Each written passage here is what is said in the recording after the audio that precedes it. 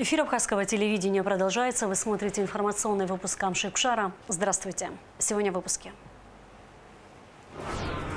Президент Бадрагунба поручил восстановить авиасообщение с Псху к сентябрю. Я купаюсь и гуляю. Потому что мне так нравится. В Абхазию на отдых приехали семьи погибших в СВО из Курской и Белгородской областей. Как проходит туристический сезон в Новом Афоне, заполняемость отелей, отзывы, впечатления отдыхающих. ВАК презентовал фильм о народном инструменте Абхерса.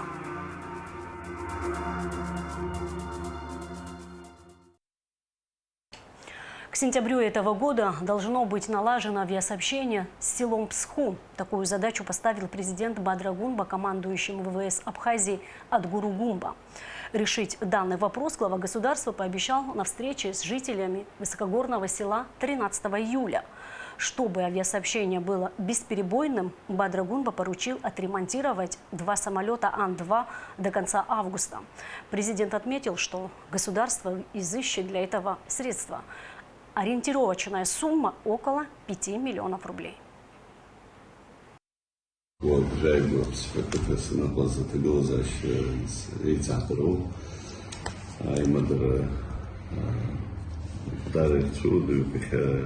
Абдуллах вчера министр вертолет в архипротоха, дар чуды убеганышала ванзи рымыз самолет ванзва проект и пароз дилозащи шуды август петельзны сентябрь и твой алшада пацаку. Семьи погибших в специальной военной операции второй день, как в Абхазии. Их разместили в пансионатах республики на берегу моря, чтобы живописная природа и теплый морской бриз хоть ненадолго отвлекли их от суровой реальности. Программа реализована по поручению президента республики Бадрагунба. Как приняли гостей и какие у них впечатления, узнавала Аэлита Рутинян.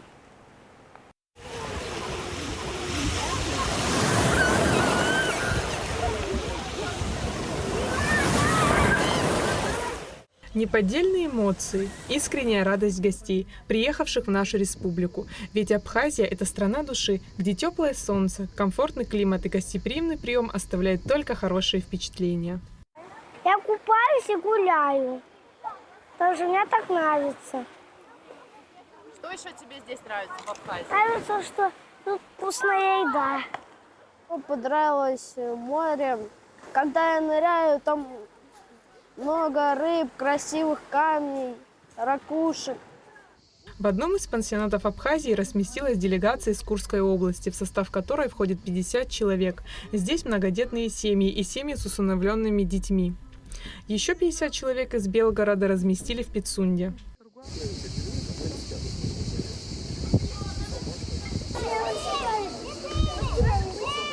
Сегодня в Курске и Белгороде непростая ситуация.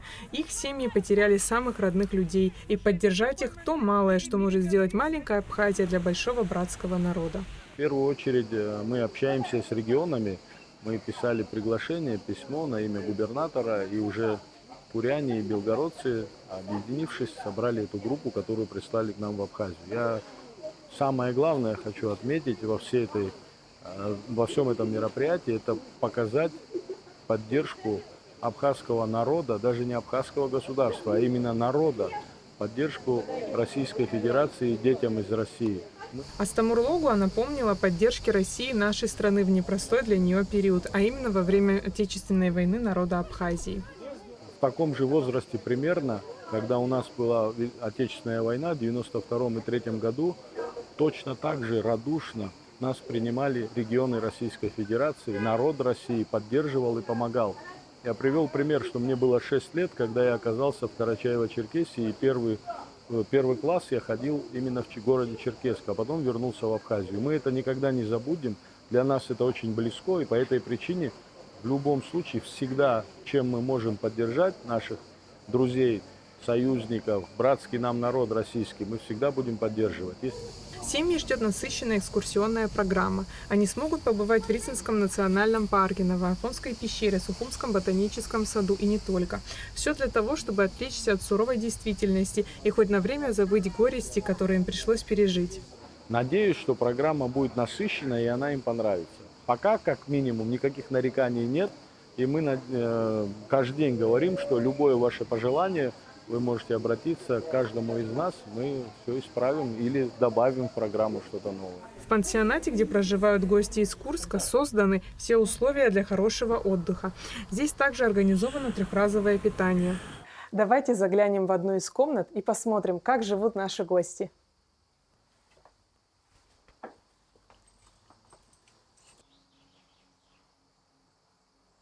Как вы видите, здесь есть все необходимое для наших гостей. Уютное помещение, уютные кровати. Все для того, чтобы наши гости знали, что о них здесь заботятся. Абхазия и Россия – две дружественные страны, готовые оказать поддержку друг другу в непростое время. Организация данных приемов – очередное тому подтверждение. На сегодняшний день мы реализовываем вот эту программу. Мы, конечно, готовы и дальше сотрудничать, развивать это направление. Еще раз повторюсь, это наш ответ на всю ту поддержку, которую нам оказывала Российская Федерация. И мы считаем, что мы должны это делать. И очень надеюсь, что еще больше детишек посетят Абхазию. Просто это вот первый проект, который сейчас реализуется.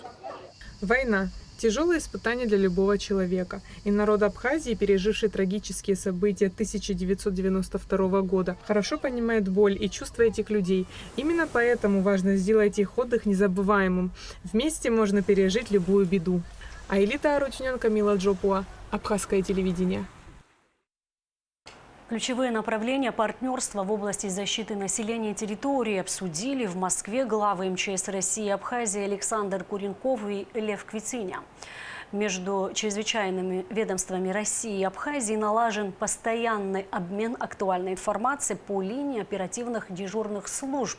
Центры управления в кризисных ситуациях сотрудничают более 10 лет.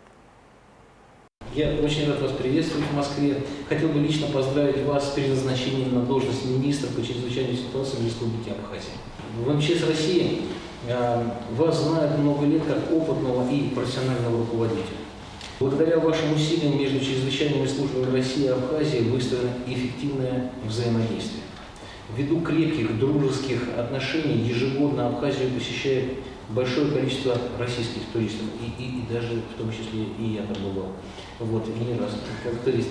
В этой связи республика всегда на особом счету для МЧС России. Наличие общей границы требует от нас слаженных действий, направленных на снижение рисков при чрезвычайных ситуациях. При этом необходимо учитывать специфику в работе специальных служб из-за сложного горного рельефа Абхазии и российского приграничья, а также особенностей южного климата. Для развития эффективного взаимодействия между спасательными службами наших стран создана необходимая нормативно-правовая база. Она включает в себя договор о взаимной помощи между нашими странами, а также межправительственные соглашения о сотрудничестве в области предупреждения и ликвидации чрезвычайных ситуаций.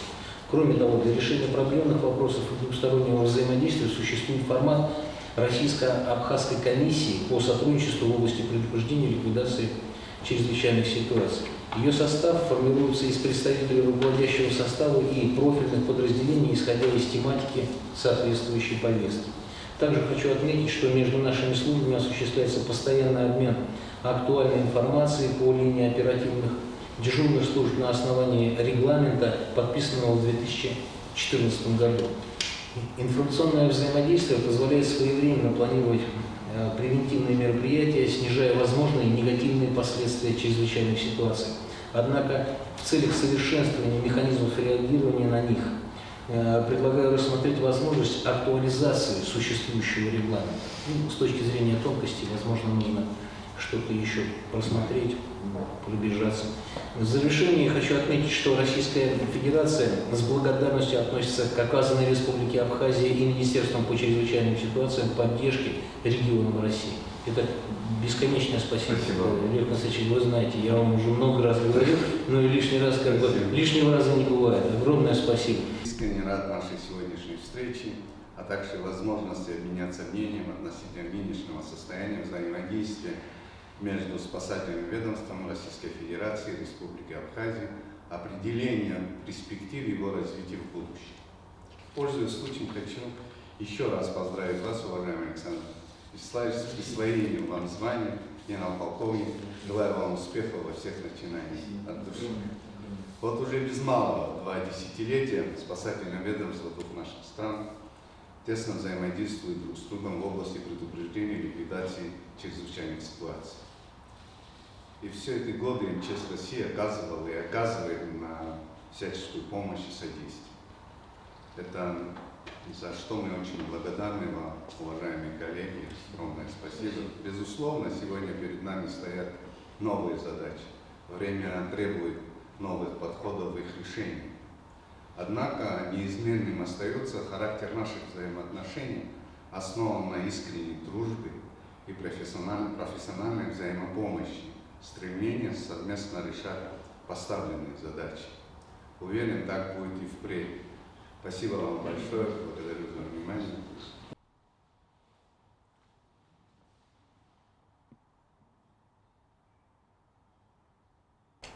Жители Абхазии и Южной Осетии с российским гражданством, еще не получившие паспорт России, теперь могут обратиться за ним, не выезжая за пределы республик.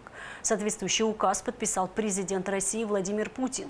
Как сообщает РИА Новости, такая возможность будет доступна до 1 августа 2028 года. Правительству поручено установить порядок выдачи и замены паспорта лицам, попадающим под действие указа. Бадрагунба встретился с командой КВН «Нарты» из Абхазии. Представители нашей страны стали победителями во встрече выпускников КВН, состоявшейся в Екатеринбурге 20 июня, обыграв команду «Четыре татарина» и сборную «МАИ». Президент Абхазии поздравил участников с очередной яркой победой и отметил значимость их творческого пути для всей республики. Члены команды поблагодарили президента за оказанную поддержку, которая позволила им принять участие во встрече выпускников КВН.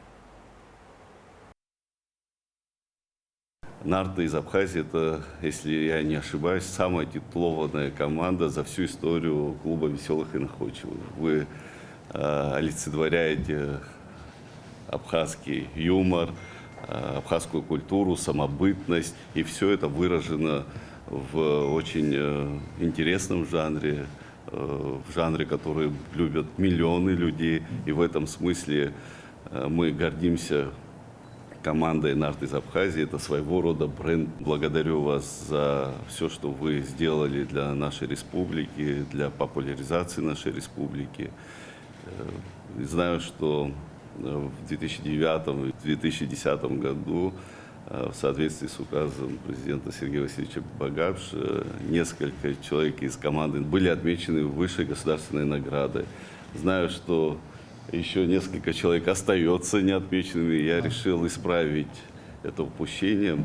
Мною подписан указ о награждении ордена Махицапша несколько представителей команды. Мы вами гордимся.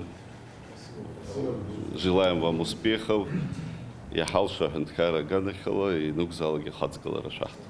Волнения, которые возникли у нас за кулисами, они были непередаваемы, потому что это было действительно как в первый раз. В то же время приятно. И вот когда мы вышли на сцену и увидели 5000-ный зал, который скандировал «Абхазия», «Нарты», мы еще ничего не показали, но нас уже приняли на большом уровне.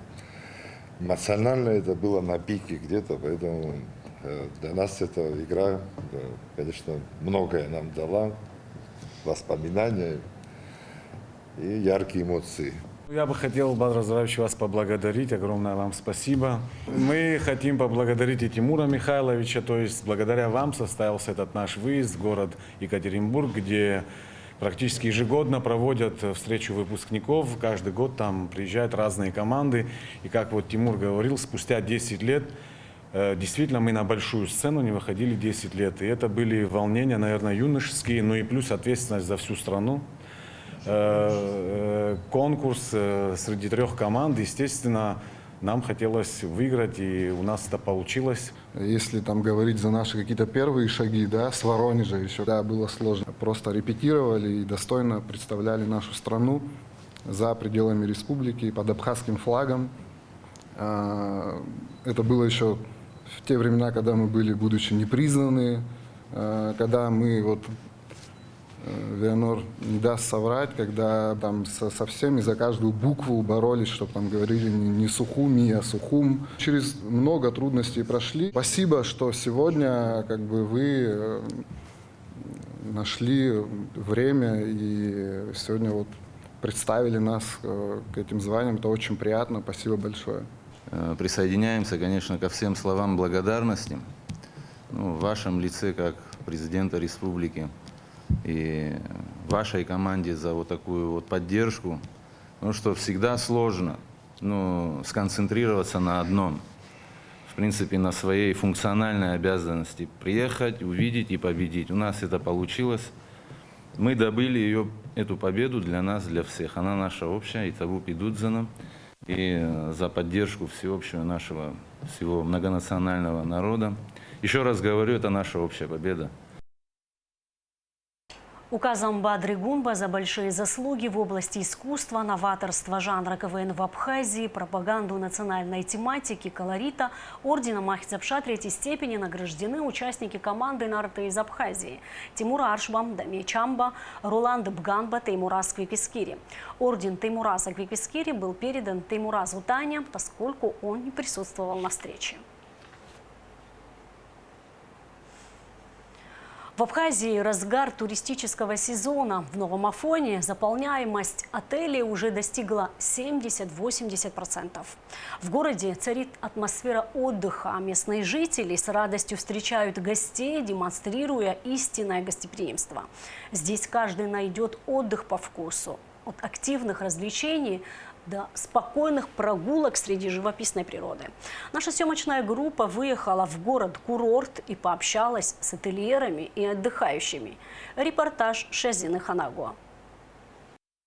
Нежные волны Черного моря мягко омывают берег Нового Афона, приглашая гостей окунуться в атмосферу летнего отдыха. Курортный сезон здесь – это время ярких впечатлений, солнечных дней и живого общения.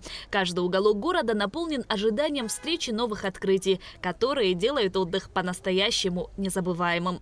Отлично, все нравится. И люди хорошие, все. Фруктов много, тепло. У нас в Калининграде холодно. Здесь все хорошо. Приехали отогреваться. На месяц приехали. Да, прям на целый месяц решили. Да, я в прошлом году была, попала как пора. Я сказала, если есть на земле рай, то вот здесь. В 12 часов дня наша съемочная группа приехала в знаменитую на весь мир Новоафонскую пещеру. Один из самых посещаемых объектов в республике. У кассы скапливаются очереди. Все спешат поскорее приобрести билеты и попасть в таинственную карстовую полость. Просто в восторге, потому что у меня много лет назад сестра ездила, и вот она показывала фотографию, и я специально даже хотела туда спуститься. Вот. Замечательно. Мы очень довольны. Спасибо всем абхазцам, всему государству, что такие условия создаются. И мы восхищены вашими людьми, вашим гостеприимством. И то, что очень поразило, то, что вы почитаете старших. В этом году Новоафонская пещера отметила знаменательную дату – 50 лет со дня открытия как экскурсионного объекта. За эти годы здесь встретили более 20 миллионов туристов из разных стран мира. С 1 января по 10 июля 2025 года пещеру посетили 100 тысяч человек. За аналогичный период прошлого года – 96 тысяч. В принципе, ничего не поменялось. Как бы летний сезон мы работаем каждый день без выходных с 9, стараемся до 7, до 8, в зависимости от того, сколько людей приезжает в пещеру. В день заходит около 25-30 групп. Экскурсии в Новоафонскую пещеру комфортны и безопасны. Людей в подземный мир доставляют на электропоезде. Несколько минут езды, и перед взорами туристов открывается таинственный прекрасный мир подземного царства. По окончанию туристического сезона здесь планируют масштабные ремонтные работы по обновлению железнодорожной дороги. Уже со специалистами разговаривали, но пока тяжело сказать когда, но я думаю, что в начале 2026 года мы приступим к этим работам. В этом году закончили фасад, именно вот здесь вот правое крыло, оно оставалось, здесь его надстроили, балконы выдвинули и полностью фасад обновлен. Немало туристов и на водопаде. Здесь они наслаждаются живописной природой и местностью. Туристы приходят сюда, чтобы отдохнуть в прохладе в разгар знойного дня, сделать красивые фотографии на фоне водного потока. Очень нравится, очень красивое море, чистая природа, замечательная. Мы когда ехали, я загадала, что обязательно попробую абхазскую лодочку. Мы это все снимали, как кушали, обязательно заказали. Очень вкусные шашлыки, мясо, выпечка вкусная. Железнодорожная станция Псырцха, одна из самых живописных и популярных среди туристов мест, вновь открыла свои двери после долгого периода запустения. Она привлекает как туристов, так и местных жителей, являясь одной из главных точек притяжения. У нас очень высокая кухня, европейская, и плюс у нас бар также есть. Хорошие коктейли, смузи, напитки. Туристы предпочитают для отдыха отели среднего и высокого класса, где организовано трехразовое питание, бассейны и развлечения для детей. Среди опрошенных и те, кто остановился с семьей в частном секторе. Абхазию выбирают на 10 дней, 2 недели или месяц. В Гранд-отеле Афон 65 номеров, представлены 5 категорий, заполнено на 30-40%. В этом году немножко слабо, но мы пока списываем это на погодную условия, но сейчас стало лучше, я думаю, в ближайшее время будут еще больше туристов. Мы посмотрим, на самом деле сложно сказать. А в отеле «Грифон», который, по мнению туристов, является примером традиционного абхазского деревянного строительства с элементами современной архитектуры, заполнено 70% номерного фонда. По сравнению с прошлыми годами, конечно, не та заполняемость. Есть свободные номера. Ну, где-то, может быть, 70%, вот так вот, заполняемость. Немалое количество туристов посещают и сувенирный рынок, чтобы по завершению отдыха привезти с собой не только яркие впечатления, но и интересные сувениры. Здесь имеются изделия ручной работы, сувениры с изображением местной символики. Я смотрю сувениры своим друзьям, с которыми общаюсь. Купил уже магнитики-книжки, в которых все достопримечательности Абхазии. Открывашку магнитик в виде велосипеда, друг велосипедом увлекается. Большой популярностью пользуются специи, абхазский чай, мед, аджика и чача. Специи придают блюдам неповторимый аромат. Абхазский чай известен своим насыщенным вкусом и полезными свойствами. Мед отличается натуральной сладостью и высоким качеством. А аджика и чача прекрасно дополняют любые застолья. Здесь есть варианты, значит, можно заказать, отсюда привезут.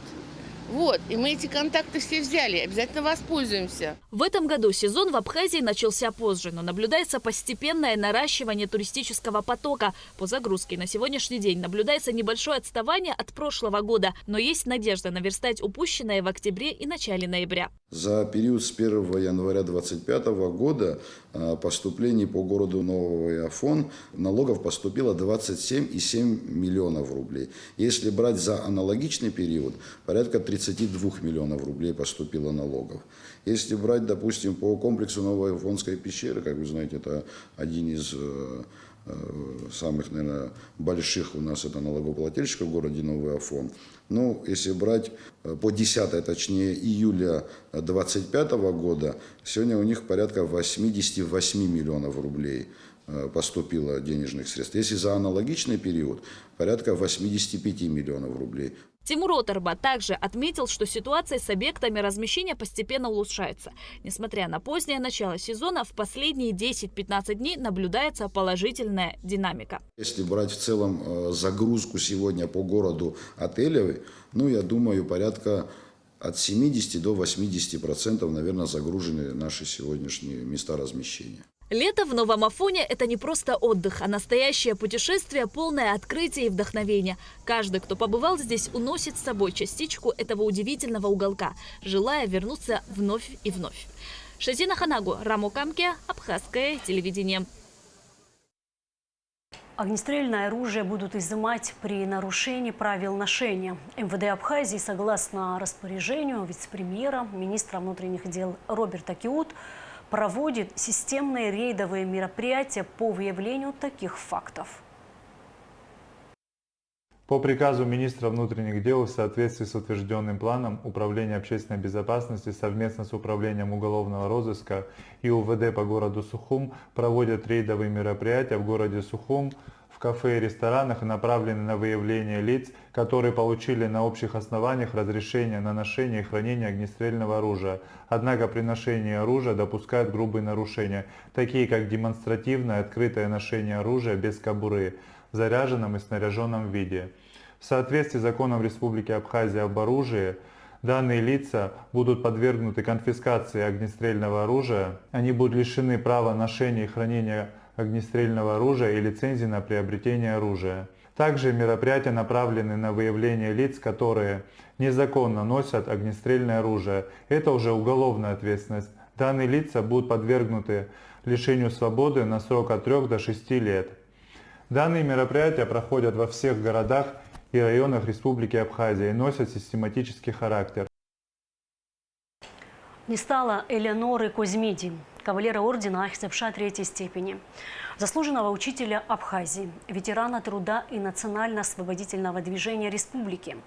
Во время Отечественной войны народа Абхазии за свои убеждения Элеонора Козьмиди была арестована грузинскими гвардейцами и 3 месяца провела в тюрьме.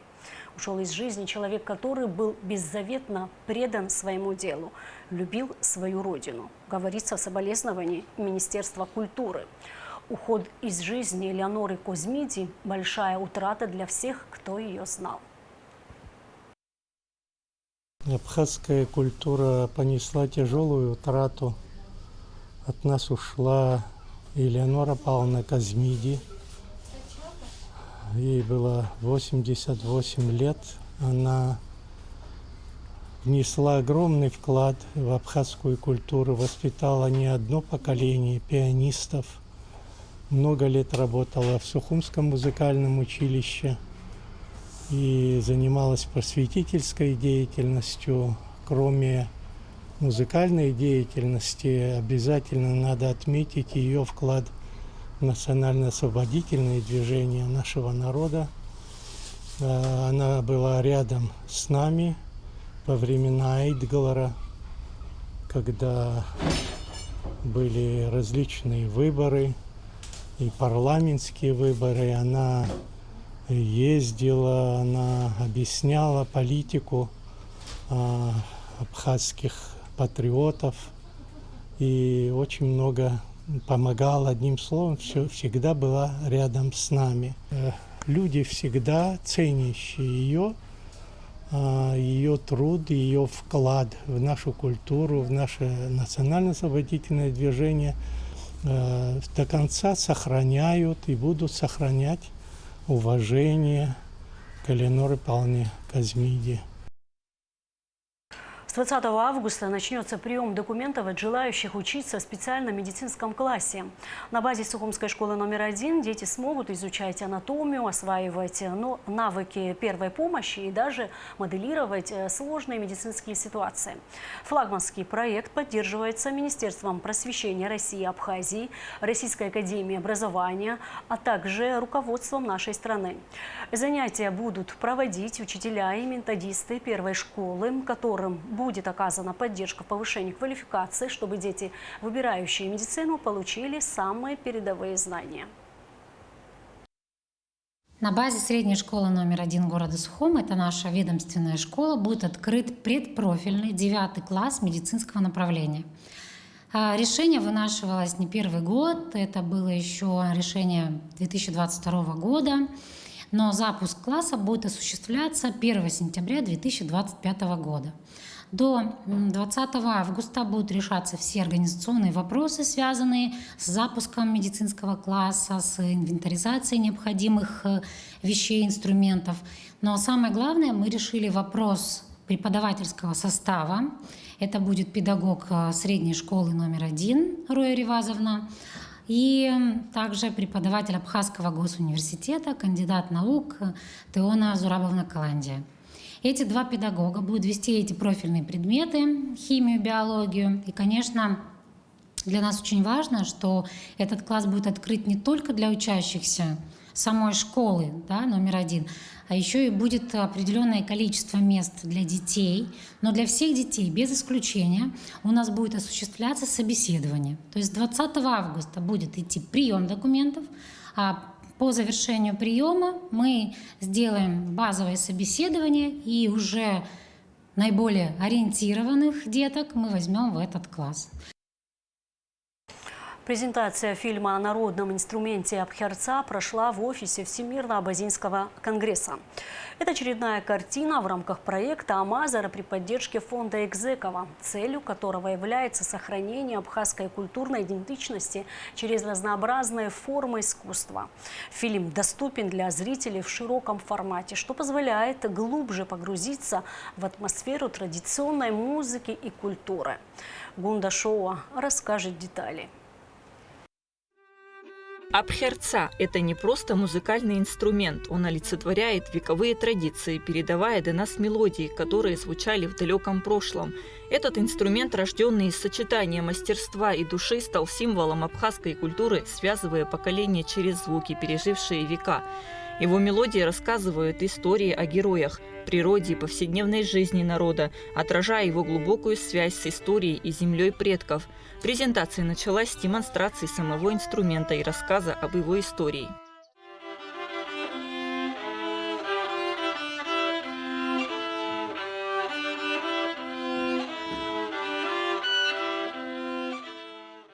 Создание абхерцы – это искусство, передаваемое из поколения в поколение. Мастер Василий Аруха вкладывает в каждый инструмент частичку своей души, выбирая дерево, которое лучше всего передаст звучание и характер мелодии. Каждый инструмент уникален, как голос певца, и хранит в себе энергию и мудрость предков. Присутствовавший на презентации сын мастера Денис Аруха поделился, что любовь к народным инструментам ему привил отец. Музыка, это больше духовное, наверное.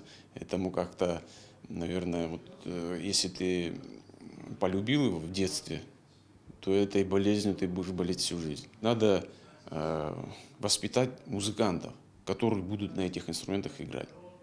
И если будут музыканты, то есть потребность будет в этом, и оно тоже сохранится, все остальное. Если не будет потребности в этом, грубо говоря, то оно умрет. Фильм режиссера Сабины Харджелия раскрывает процесс создания инструмента, рассказывает, какие изменения он претерпел со временем, какие навыки требуются для его создания, придания чистого звучания и показывает, из чего он сделан. Сюжет построен так, что зритель становится свидетелем процесса изготовления инструмента с момента подбора мастером нужного материала до финальных его аккордов. Идея фильма родилась в рамках самого проекта Амазара, который уже на протяжении нескольких лет реализуется Всемирно-Абхазо-Абазинским конгрессом при поддержке фонда Экзекова. В этом году пришла идея снять фильм в музыкальном направлении, и мы не пытаемся показать определенную инструкцию, мы скорее погружаем в мир отношения к своему делу, к ремеслу. Сегодня, в эпоху глобализации и современных технологий, абхерца продолжает звучать, напоминая о важности сохранения культурного наследия и его передачи будущим поколениям. Этот инструмент не просто музыкальный артефакт, это живая связь с прошлым, источник вдохновения и символ национальной гордости.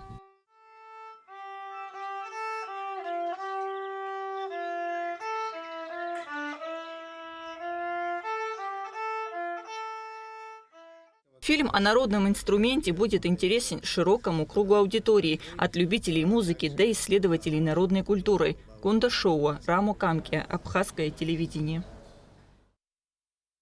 А сейчас прогноз погоды.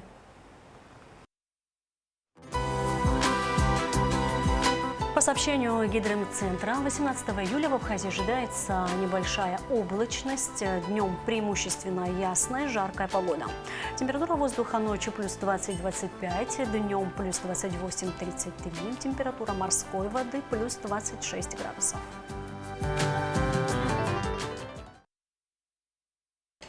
На этом наш выпуск завершен. Всего вам доброго и до встречи в эфире.